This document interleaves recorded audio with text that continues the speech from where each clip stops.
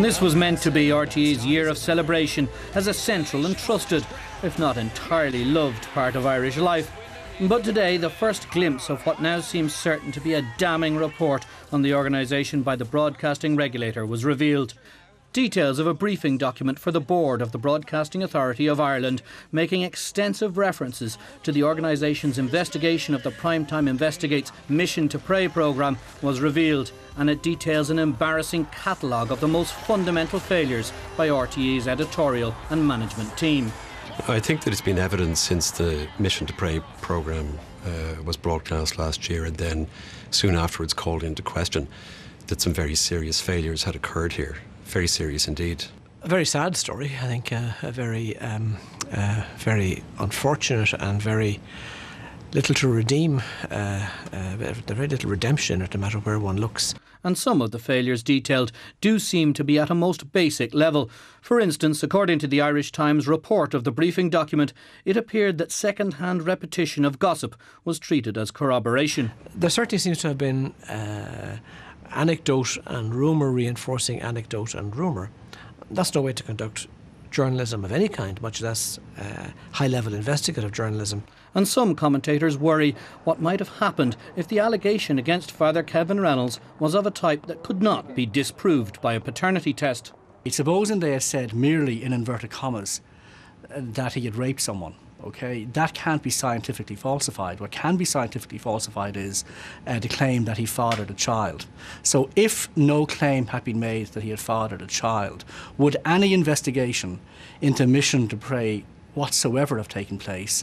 And the report sets out a key organisational flaw in that the production team developed a groupthink mentality where they were convinced that the facts verified their assumption, the Irish Times report of the briefing document states. The report spoke of the emergence of this groupthink, and that certainly seems to have been the case, that you had 4 layers of scrutiny which all essentially came to the same flawed conclusion about the story. But I suppose the question you would have to ask is, why did the groupthink thing happen? Most worryingly, the broadcast was cleared at several different levels within the organisation, making it difficult to see the problems as anything other than systemic. These kinds of questions go to the heart of what the BAI report is there to find or analyse.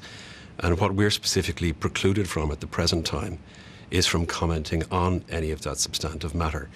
We're precluded on commenting on our own findings, and we're precluded on commenting what's in process, as it currently is live in process through the BAI. A comparison I've made a few times is actually with the banking crisis, because actually the banks had decent regulations if the regulations had been followed and if the bank regulators had been doing their job properly.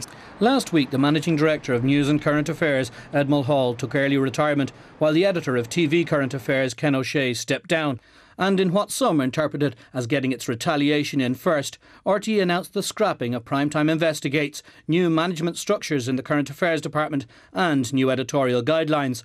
Some critics of RTÉ's response suggest that it will lead to journalism by committee that can only emasculate the organisation. The management of current affairs journalism will continue to be locally in the current affairs area through the editorial management line and within the line management of the News and Current Affairs division. Where there are programmes of exceptional risk, as identified within that line management in current affairs, they'll have recourse to an editorial standards board to get a dispassionate external view from outside the division but within the organisation. So just how serious is the damage done to RTÉ by this affair, and could it possibly be irreparable? I think the damage is serious. I think it's very serious, because you can't just take this case in isolation. In the public mind, it is linked, I suppose, in particular to the Sean Gallagher Twitter debacle on Frontline. It is understood that key members of the programme team will now be making responses to the report of the BAI investigation, but it seems certain that RTÉ has a mountain to climb to regain public trust.